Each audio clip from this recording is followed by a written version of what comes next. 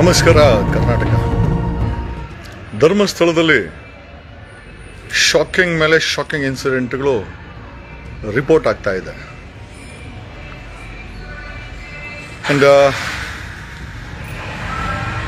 ಕರ್ನಾಟಕದ ಸ್ಯಾಟಲೈಟ್ ಮಾಧ್ಯಮಗಳಲ್ಲಿ ನ್ಯೂಸ್ 18 ಮತ್ತು ಗ್ಯಾರಂಟಿ ನ್ಯೂಸಿನ ಇಬ್ಬರಿಗೂ ಥ್ಯಾಂಕ್ಸ್ ಅನ್ನು ಅಭಿನಂದನೆಗಳನ್ನು ಸಲ್ಲಿಸಬೇಕಾಗಿದೆ. ಗ್ಯಾರಂಟಿ ನ್ಯೂಸ್ ರಾಧಾ ಹಿರೇಗೌಡರು ಮತ್ತು ನ್ಯೂಸ್ 18 ಇಬ್ಬರು ಕೂಡ you are doing a wonderful job. ತುಂಬ ಥ್ಯಾಂಕ್ಸ್ ಕರ್ನಾಟಕದ ಧ್ವನಿಯಾಗಿದ್ದಕ್ಕೆ, ನೀವೆಲ್ಲ ಗ್ರೌಂಡ್ ರಿಪೋರ್ಟಿಂಗ್ ಮಾಡ್ತಾ ಇರೋದಕ್ಕೆ. ಒಂದಾದ್ಮೇಲೆ ಒಂದು ಧರ್ಮಸ್ಥಳದ ಹತ್ಯಾಕಾಂಡದ ವಿಚಾರವಾಗಿ ಶಾಕಿಂಗ್ ನ್ಯೂಸ್ಗಳು ಬರ್ತಾ ಇದೆ. ಒಂದು ಆವಾಗಲೇ ಹೇಳಿದ ಹಾಗೆ ಅವನೊಬ್ಬ ಇಡಿಯಟ್ ಇನ್ಸ್ಪೆಕ್ಟರ್ SITಯ ಟೀಮಿನ ಇನ್ಸ್ಪೆಕ್ಟರ್ ಆದಂಥ ಮಂಜುನಾಥ್ ಗೌಡ ಭೀಮನಿಗೆ ಧಮಕಿ ಹಾಕಿರೋ ಒಂದು ವಿಚಾರ ಅದೊಂದಾಯಿತು ಅಂತಂದರೆ, ಬೆಳ್ತಂಗಡಿ ಈ ಧರ್ಮಸ್ಥಳ ಪೊಲೀಸ್ ಠಾಣೆ ಬಂದು ಹೆಚ್ಚು ಕಡಿಮೆ ಒಂದು 7-8 ವರ್ಷ ಆಗಿದೆ. ಅದಕ್ಕೆ ಮುಂಚೆ ಬೆಳ್ತಂಗಡಿ ಪೊಲೀಸವ್ರು ಇತ್ತು. ಈಗ ಮತ್ತೊಂದು ಬೆಳ್ತಂಗಡಿ ಪೊಲೀಸರಿಂದ ಒಂದು ಶಾಕಿಂಗ್ ಇನ್ಸಿಡೆಂಟ್ ಏನು ಅಂತಂದರೆ, ಬೆಳ್ತಂಗಡಿ ಪೊಲೀಸವ್ರಿಗೆ it was reported by India Today ಅವ್ರು ರಿಪೋರ್ಟಿಂಗ್ ಮಾಡ್ತಾ ಇದ್ದಾರೆ. ಅವಾಗಲೇ ನಾನು ಲೈವಲ್ಲಿ ತೋರಿಸಿದೆ ನಿಮಗೆ. ರಾಷ್ಟ್ರೀಯ ಮಾಧ್ಯಮ ರಿಪೋರ್ಟಿಂಗ್ ಮಾಡ್ತಾ ಇದೆ. ಏನಂತಂದರೆ, ಬೆಳ್ತಂಗಡಿಯಲ್ಲಿದ್ದಂಥ 15 ವರ್ಷದ ರೆಕಾರ್ಡ್ಸು ಈ ಧರ್ಮಸ್ಥಳದ ಹತ್ಯಾಕಾಂಡ ಮತ್ತು ಸೂಸೈಡ್ಸ್ ಬಗ್ಗೆ ಅವರು 15 ವರ್ಷ ಆಗಿದೆ ಅಂತೇಳಿ ಎಂಟೈರ್ ರೆಕಾರ್ಡ್ಸ್ಗಳನ್ನು ಸುಟ್ಟಾಕಿದ್ದಾರೆ.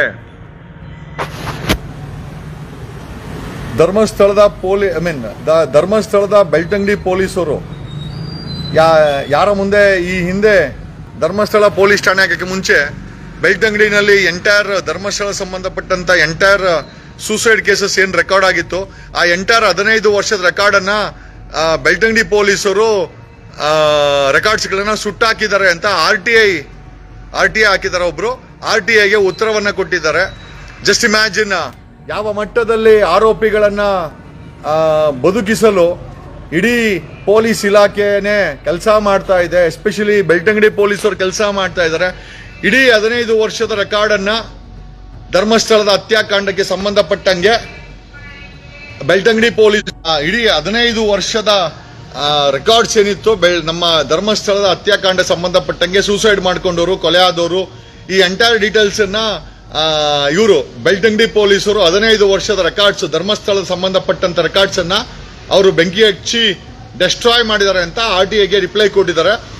15 ವರ್ಷದ ಹಳೆಯ ರೆಕಾರ್ಡನ್ನು ಡೆಸ್ಟ್ರಾಯ್ ಮಾಡ್ಬೋದು, ಬಟ್ ಇಷ್ಟು ಸೂಸೈಡ್ಗಳಾಗಿರೋ ಧರ್ಮಸ್ಥಳದಲ್ಲಿ ಅದನ್ನು ಡಿಜಿಟಲೀಕರಣ, ಅಟ್ಲೀಸ್ಟ್ ಅದನ್ನು ಸ್ಕ್ಯಾನ್ ಮಾಡಿ ಒಂದು ಕಾಪಿನ ಮಾಡಿಕೊಂಡು ಫಿಸಿಕಲ್ ಕಾಪಿನ ಬೇಕಾದ್ರೆ ನಾಶ ಮಾಡ್ಬೋದಾಗಿತ್ತು.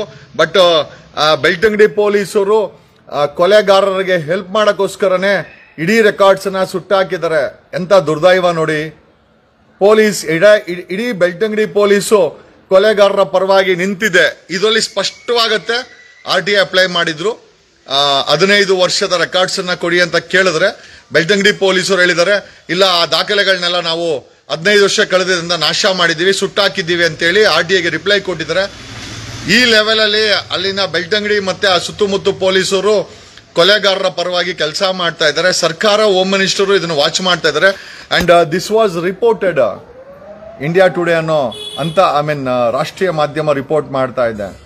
ಸಂಜೆ ಆದರೆ ನಂದು ಹರಿಕತೆ ಕೇಳೋ ಅಂತ ಪಬ್ಲಿಕ್ TV ರಂಗನಾಥ್ ಅವರೇ, ಯಾವ ಮುಖ ಇಟ್ಕೊಂಡು ಸಾಯಂಕಾಲ ಹೊತ್ತು ನಿಮ್ಮ ಹರಿಕತೆ ಕೇಳಬೇಕ್ರಿ?